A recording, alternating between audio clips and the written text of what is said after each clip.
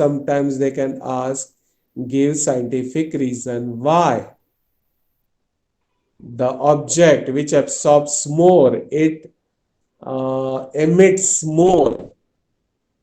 ज्यादा एब्सॉर्ब जो करता है वो ज्यादा एमिटर भी क्यों होता है? This kind of question can be asked in the examination. Okay, so absorb or reflect incident on it. A poor absorber should be a good reflector and vice versa. जो एब्सॉर्बर पुअर है दो ज्यादा reflect कर सकता है. Okay, the poor absorber should be a good reflector and a good reflector is also a poor emitter. तो जो reflection कम करता है it means it is a poor emitter. Emission कम करता है वो पावर इमिशन रेडिएशन को इमिशन कम करता है. Hence, a good reflector is also a good emitter. Hence, a good reflector is also a poor emitter. This is the reason for silvering the walls of vacuum bottles or thermos flask. Now, exam में ये question हमेशा आता है. In the examination, they ask this kind of question.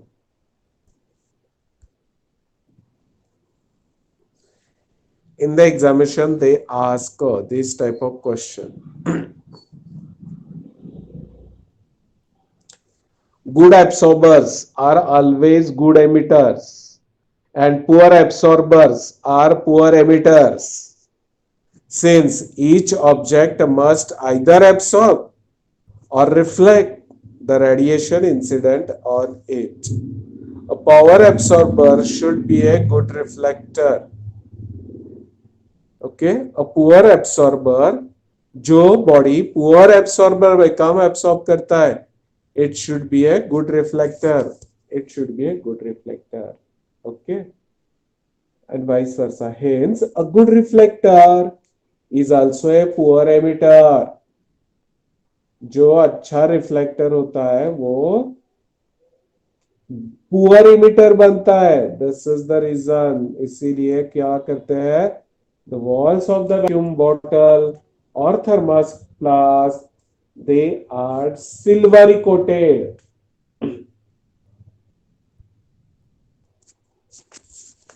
They are coated silvery. Okay, so this is the reason behind this. क्या reason है कि जो body poor absorber है the poor absorber is a poor absorber is a poor emitter. Good absorber is a good emitter. लेकिन जो body ज्यादा reflect करता है रिफ्लेक्शन जिसका ज्यादा है वो पुअर एमिटर है. ये ध्यान में रखो.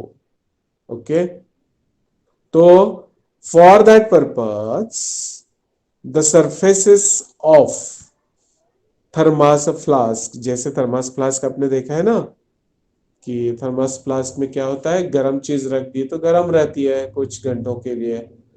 ठंडी चीज अगर आप उसमें रखते हो तो it remains cold for a certain period of time. That pot is called as thermos flask. Why thermos flask is silvery coated from inside? The reason is this. Reason यहाँ पर है. Okay.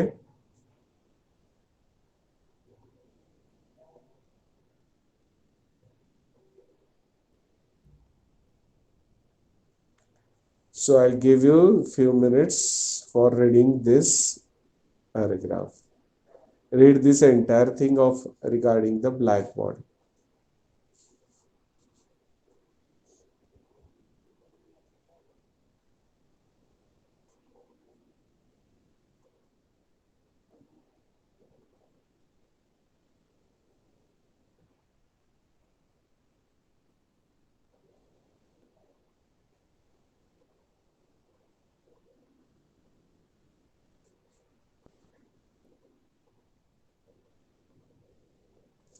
Read the entire things about the black body. ये black body का जो page है वो ठीक से एक बार आप पढ़ो।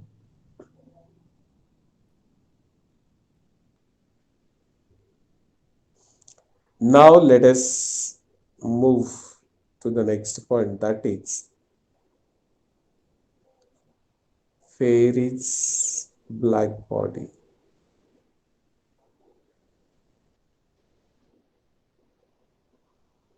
Okay, now say the fairy's black body. For that, I'll show you this diagram. एक बार ये डायग्राम आप देख लो, इसमें क्या क्या चीज है। Actually this is the metal sphere. Metal से बना हुआ एक स्फीयर है, उसका कट सेक्शन ईयर दिखाया है। Okay, here we have a cut section of a metallic spherical ball। एक बॉडी है, स्फेरिकल शेप्ड उसका है, और उसके अंदर, बॉडी के अंदर, उस बॉल के अंदर और एक बॉल है, और दोनों के बीच में क्या है? इवैक्यूएशन है, वैक्यूम है। वैक्यूम, वैक्यूम का spelling, can you tell me spelling of vacuum? Vacuum का स्पेलिंग बता सकते हैं क्या? Vacuum, what is spelling of vacuum? Will you please tell me the spelling of vacuum? Vacuum का स्पेलिंग बताना है आपको।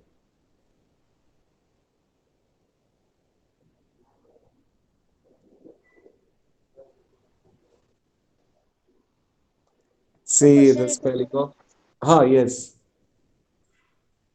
yes, what is spelling, how it is to be spelled? Vacuum का स्पेलिंग क्या है?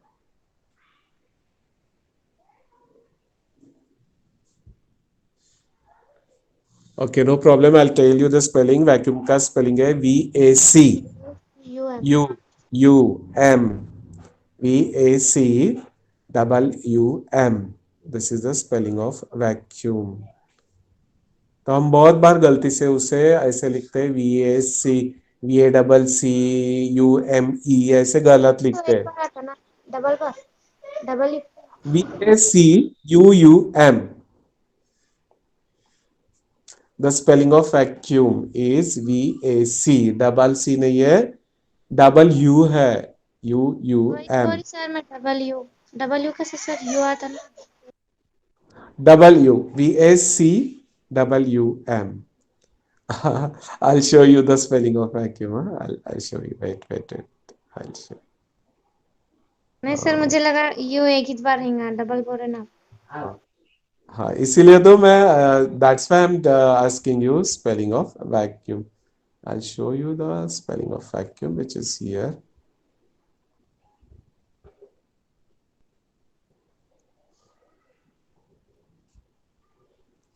वैक्यूम के स्पेलिंग में VACUUM ऐसा है इसका spelling.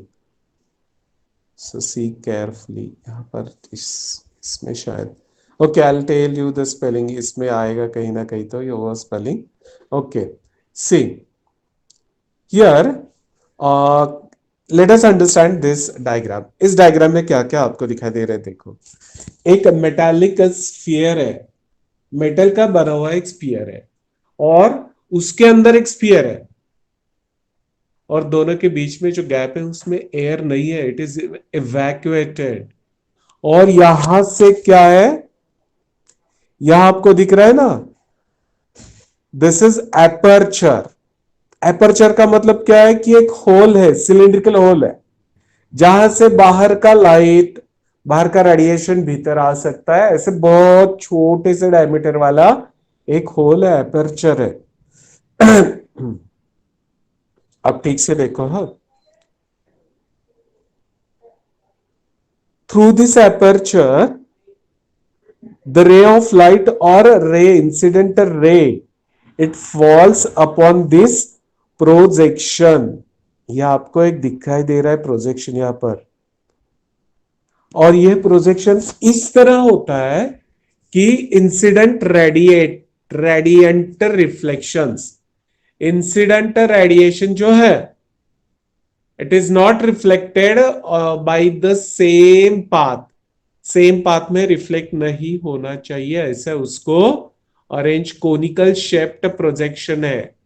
This is conical shaped projection, ये आपको दिखा रहे हैं ना, conical projection. Conical shaped projection है, यहां से इंसिडेंट रेडिएशन आ रहा है एपर्चर से। एपर्चर क्या है? It is nothing but a cylindrical hole. यहां से इंसिडेंट रेडिएशन आ गया, ओके, और कोनिकल प्रोजेक्शन पर it incident upon a conical projection. अब ये कोनिकल प्रोजेक्शन क्या करता है? It reflect that radiation in other angle, पूरा उसको रिटर्न बैक नहीं करता है, तो वो क्या करता है? Inside it does the reflection inside. और ये बॉडी का भीतर का जो सरफेस है ना, इट इज पेंटेड ब्लैक। अंदर का जो सरफेस है इट इज पेंटेड ब्लैक, जैसे किसी दिए का काजली है, काजल है, ओके, दिया जलता है तो वो काजल छोड़ देता है ना, काजळी का म्हणतो आपण मराठीमध्ये। So that lamp black is coated in the inside surface. जो अंदर का सरफेस है ना इस स्फेरिकल बॉल का, it is coated by lamp black. और बाहर का जो सरफेस है it is silver polished surface. So we are studying Fery's black body.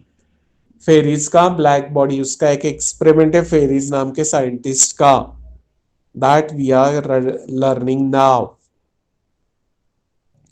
The surface which is outside, it is silver polished surface, and the inside surface is coated by the lamp black।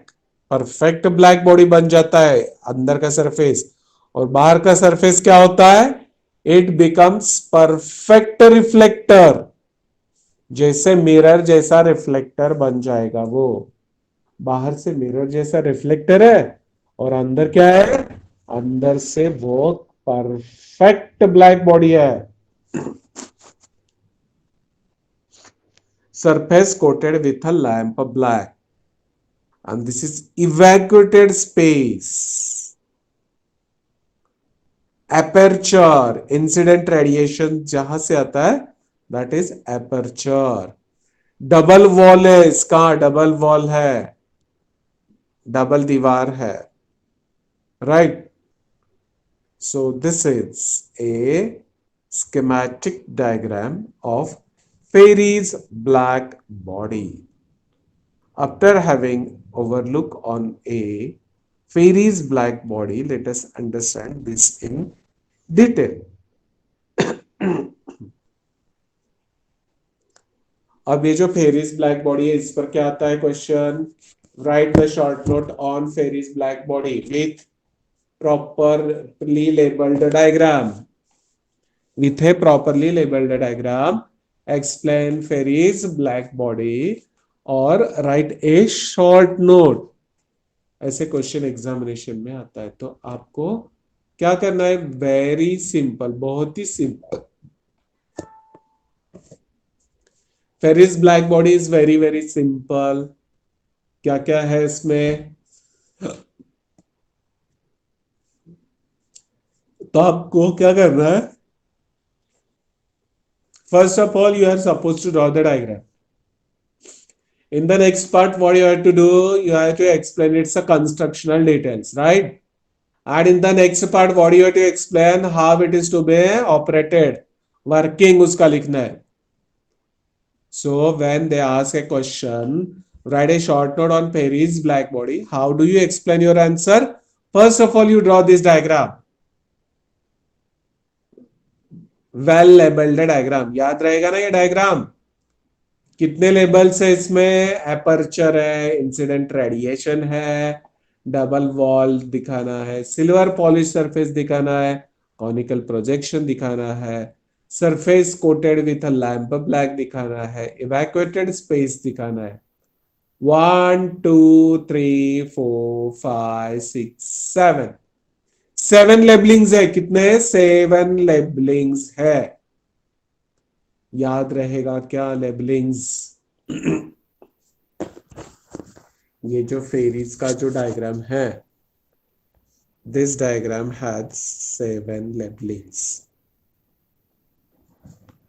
So try to remember all these labels. 7 labelings है, ठीक से याद रखो, diagram अच्छी तरह से याद रखना है। ओके, फेरीज ब्लैक बॉडी ना। अब इसमें क्या क्या है तो अपने सेंटेंस में लिखना अच्छा रहेगा। बुक में जो लिखा है वो याद करना, रटना। Instead of that what you do, understand the things and write in your own language. अब अपने लैंग्वेज में लिखा तो भी अच्छा रहेगा। तो क्या क्या इसमें? It consist of what? It consist of a double walled hollow sphere. क्या है इसमें? डबल वॉल्ड होलो स्फीयर, दो दीवारों वाला एक होलो स्फीयर है इसमें, हैविंग टाइनी होल और एपर्चर। एपर्चर जैसे कैमरा में होता है ना, कैमरा में एपर्चर, कैमरा का एपर्चर मतलब क्या है? टाइनी होल तो होता है, right? Having a tiny hole और aperture through which radiant heat can enter. इसमें से रेडिएंट हीट अंदर आ जाता है। The space between the walls is evacuated. दो दीवारों के बीच में जो स्पेस है दैट इज इवैक्यूएटेड। इसका मतलब क्या है?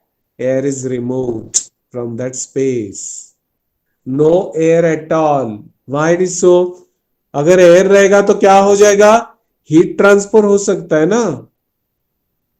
Even air is a bad heat conductor. वैसे तो air heat bad heat conductor है, लेकिन इट इज ए मीडियम, तो कंडक्शन से हीट मोड ज्यादा रहेगा। सो इसीलिए हमने क्या किया है कि the space between these two bodies, inside body and outside body, is evacuated. Vacuum बनाया है, means air is removed. Okay,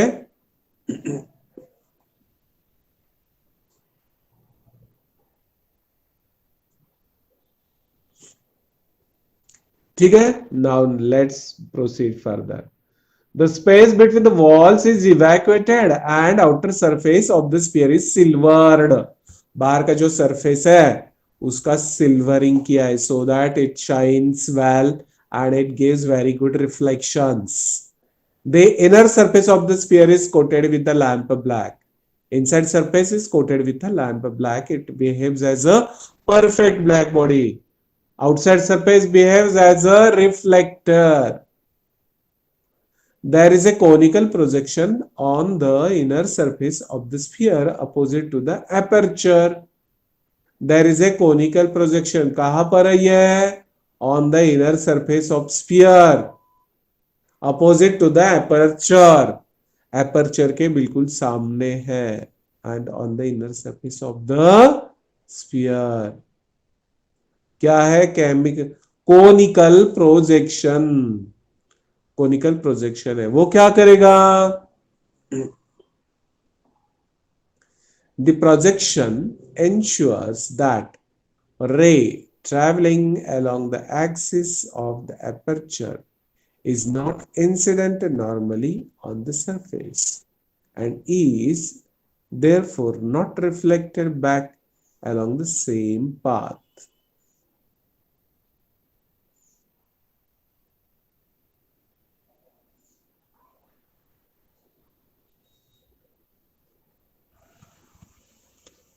Radiation entering through the small hole has a negligible chance of escaping back through the small hole.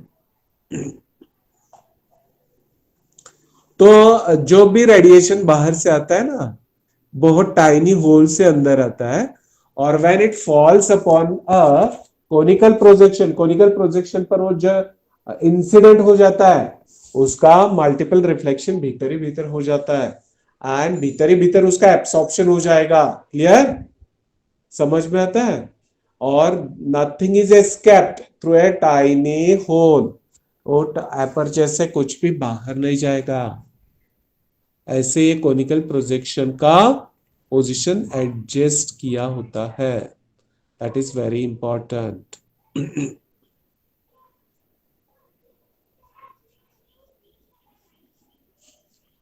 So radiation entering through the small hole has negligible chance of escaping back through the small hole. A heat ray entering the sphere through the aperture suffers multiple reflections and is almost completely absorbed inside. Continuous मतलब reflection होता है, right? Multiple reflection होता है, it suffers multiple reflections and it is almost completely absorbed inside. Thus, the aperture behaves like a perfect black body. In a similar construction, when WIEN, when this is the name of scientist, when used a cylindrical body with a vertical slit as the aperture, this gives greater effective area as a perfect black body. Okay. So this is all about the Fairy's black body. तो Fairy's black body पर अगर question आता है तो आपको इतना लिखना है, ठीक है? Okay, after understanding the Fairy's black body, अब Fairy's black body कैसा है? It is the experimental body. उसमें क्या है? It consists double walled hollow sphere है। और क्या है उसमें? Having a tiny hole or aperture through which the radiant heat can enter. The space between the wall is evacuated and outer surface of the sphere is silvered.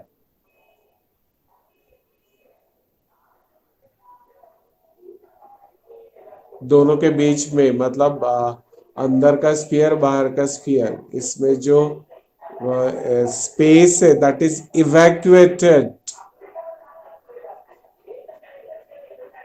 Evacuated होने की वजह से it doesn't lose any absorbed energy. Okay, so this is all about the Fery's black body. तो इसका diagram ठीक तरह से याद रखो और इसका कंस्ट्रक्शन एंड वर्किंग ठीक से याद रखो। ओके, तो इतना ही क्वेश्चन एग्जामिनेशन में आता है, बाकी कुछ जरूरत नहीं है। अब इससे क्या होता है कि भीतर का जो सरफेस है it behaves as a perfect black body and outer surface it behaves as a polished, it is a silvery polished surface, that's why it behaves as a reflector.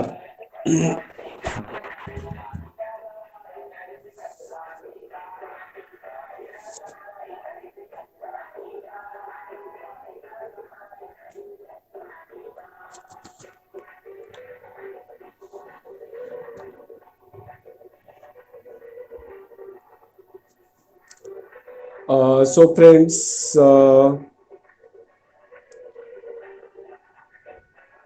so here we are taking a little break. थोड़ा सा break ले लेते हैं because continuous speaking it is not possible for me, so that's why we are going to take a short break here. कुछ 3-4 minute का हम break लेते हैं। till then you read the things which I have explained in front of you.